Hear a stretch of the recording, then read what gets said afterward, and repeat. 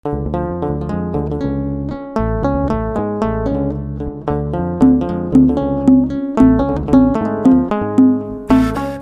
Abbaa, maka Ilmaa, maka Hafuura Qulqulluu Waaqa tokkotti ni amanna.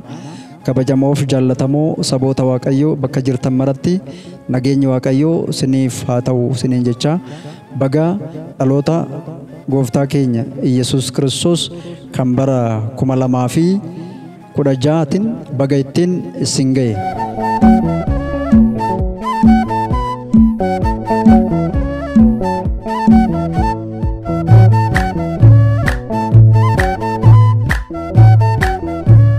Ayyaanni dhaloota Gooftaa keenya Fayyisaa keenya qoricha keenya Iyesuus Kiristoos kan bara 2016 kan nagaa, kan jaalalaa, kan tasgabbii, kan tokkummaa akka isiniif ta'u hawwii guddaa qabna.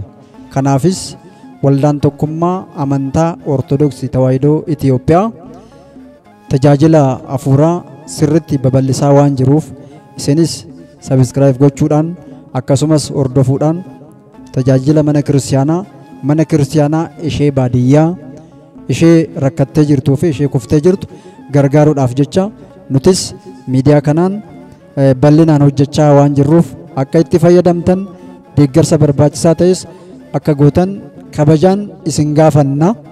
Waaqayyoo biyya keenya biyya nagaa, biyya jaalalaa, biyya tasgabbii, biyya waloominaa, biyyi hundi keenya irratti nagaaf jaalalaan jiraannu akka nuuf ta'u akka isiniif ta'u ni hawwina.